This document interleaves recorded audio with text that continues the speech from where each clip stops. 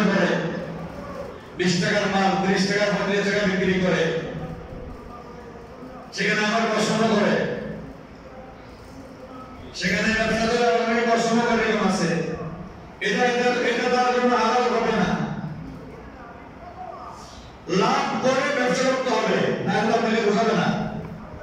তো এমন লাভ করতে হবে যে লাভ করলে আপনার ব্যবসার মধ্যে বাধা হবে না। অনেকে বেশি লাভ করতে গিয়ে ব্যবসায় বাধা হয়ে যায় না, আস্তে আস্তে আস্তে আস্তে কি হয়ে যায়, ব্যবসা নিচের দিকে নেমে যায়। সে মনে করে আমি মানুষকে ঠকিয়ে বানাই, নিজে মনে একটু বা আরামে এসে জীবনযাপন করতে পারবো, নয়।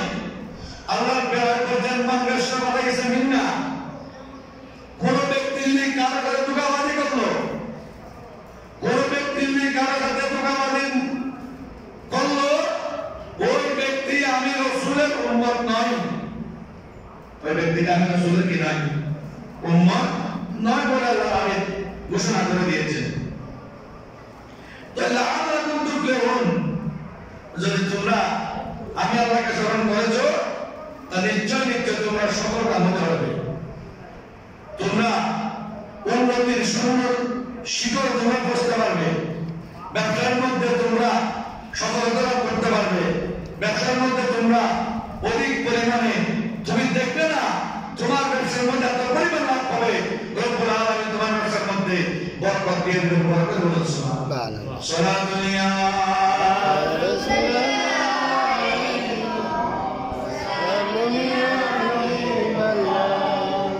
এই কোরআনের পাকের আয়াতের মধ্যে আল্লাহ বলছেন ওয়া মান ইয়ামাল মিনাস সালিহাত,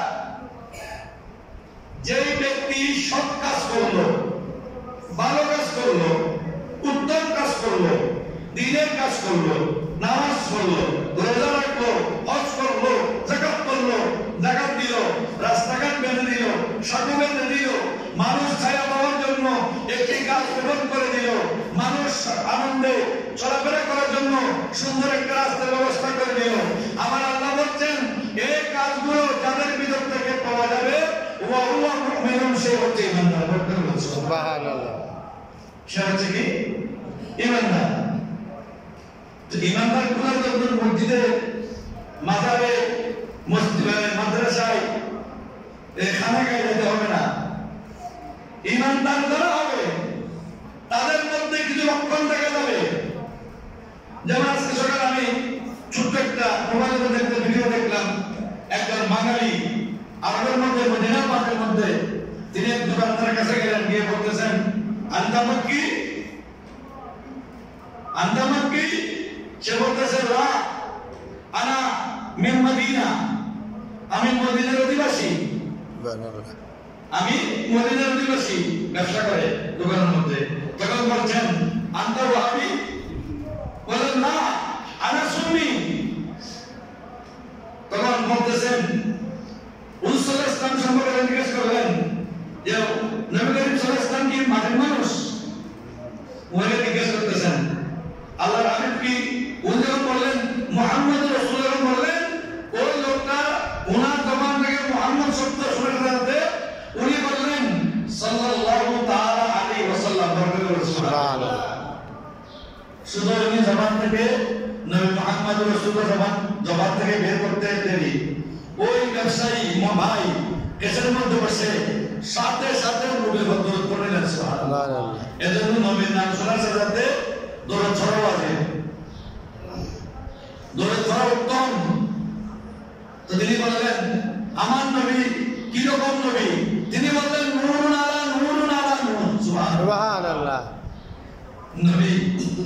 নবী সম্পর্কে জিজ্ঞেস করতে গেলেন, দেখেন ওনার ব্যবসার মধ্যে বসে আছেন, ব্যবসার মধ্যে থেকে নবীর নাম শোনার সাথে উনি কি বললেন সাল্লাল্লাহু আলাইহি। এরকম আমার কাজ, এরকম দর্শনের পরে যে একটা উত্তম কাজ করলো। আমরা যারা ব্যবসা বাণিজ্য করি, আমরা যারা কাজকর্ম করি, আপনি খালে কাজ করেন, বিলে কাজ করেন, ময়দানে কাজ করেন, দোকানে ব্যবসা করেন, যখন আমার নবীর নামটা যখন আপনার কানে যখন যাবে সাথে সাথে দেরি না করে নবীর বরকত পরিবার বরকত করে। সুবহানাল্লাহ। এই যে ভালো কাজ, আপনি যে নামাজ পড়লেন ভালো কাজ, এটা নয়।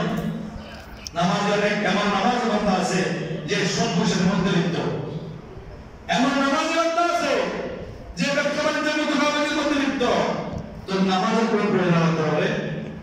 নাই।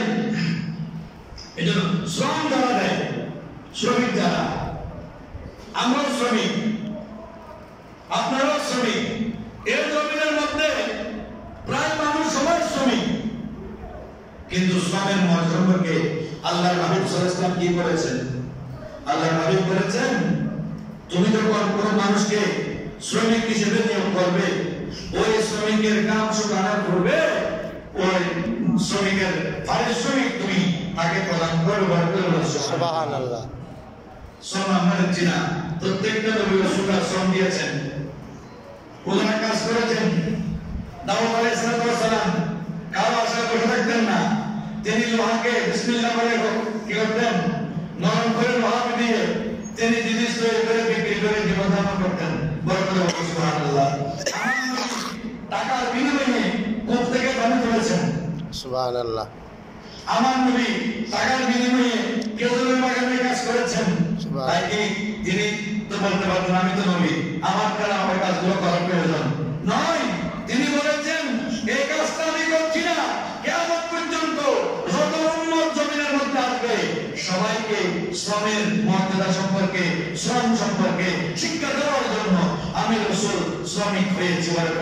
সুবহানাল্লাহ। ইসলামিক ফাউন্ডেশন সহজ কোরআন শিক্ষা এবং গণশিক্ষা আজকে 4 মাস শেষ হয়ে গেছে, এখনো পর্যন্ত টিচাররা 82 লক্ষ টিচার বেতন পাচ্ছে না। আমরা অনেক আন্দোলন করেছি, সামনে অনেক আন্দোলনের মধ্যে এই আশ্বাস আসতে আন্দোলন করতে হবে। কেন আলেম ওলামারা কেন আগে থাকবে? মসজিদের সামান্য হাদিয়া পাই, সেটাও তো অনেক সময় ঠিক মতো পাওয়া যায় না। আমার একজন ভাই মৌলানা রশিদুল কাদেরী গাজীপুরের মধ্যে, দেশের মধ্যে আইন আছে, বিচার আছে, প্রশাসন আছে, থানা আছে, জেলখানা আছে, এত কিছু টাকার ফলেও কেন রশিদুল কাদেরীকে পুলিশ সেনাদের মধ্যে মৃত্যুবরণ করতে হলো? এটা কি ষড়যন্ত্র নয়? অবশ্যই ষড়যন্ত্র। এটা ষড়যন্ত্র। মাত্র 2 মাস হয়েছে মসজিদের মধ্যে জয়েন করেছে, মা ফোন করে বলতেছে বাবা ঘরের মাথায় চাল নাই, মাকে জবাব দিল মা বেতন তো 2 মাস পাই নাই, হয়তো সামনে বেতন পাবো, বেতন পেলে তোমার জন্য যার ব্যবস্থা নিয়ে বাসায় আসবো। আর বাসা দেওয়া জালেম এমন একটা জিনিস, এই পৃথিবীর জমিনে জালেমদের কখনো প্রশ্রয় দিবেন না।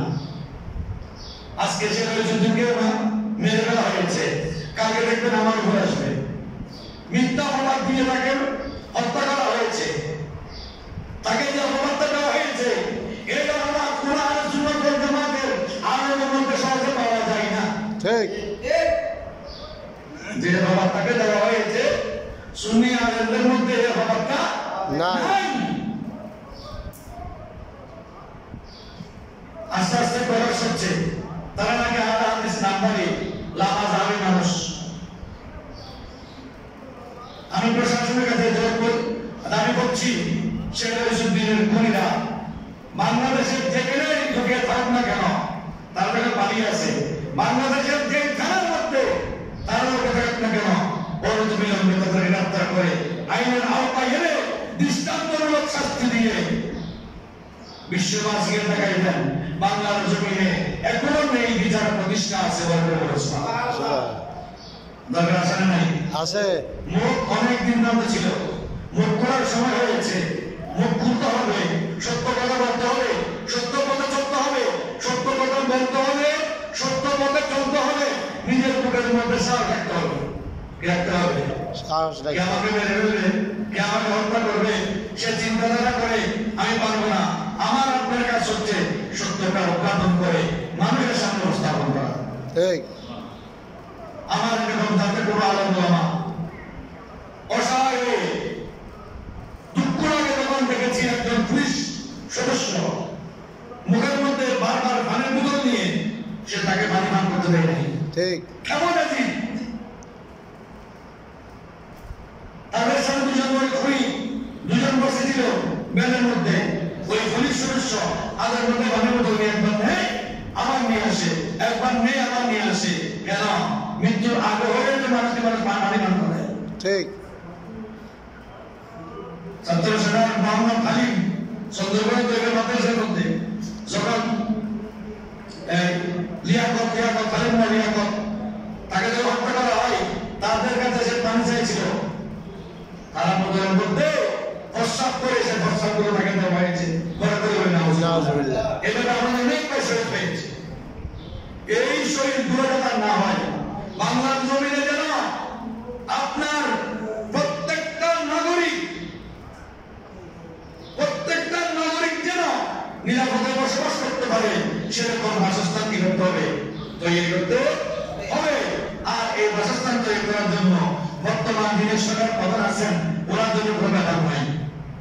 উনি চাইলে পারেন, যেহেতু উনি কোনো দলের না, নিরপেক্ষ সরকার, ওনার কাজ হবে বাংলাদেশের প্রত্যেকটা মানুষদেরকে নিরাপত্তা কি করা এবং যারা বিচার পায় নাই তাদেরকে বিচার পাইয়ে দেওয়া, যারা অন্যায়কারী তাদেরকে আইনের আওতায় এনে দৃষ্টান্তমূলক শাস্তি প্রদান করা।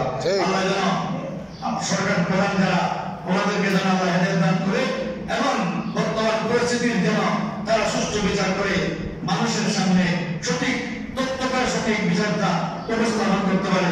আল্লাহ যেন চিন্তা বলে আমিন। সালাতুন ইয়া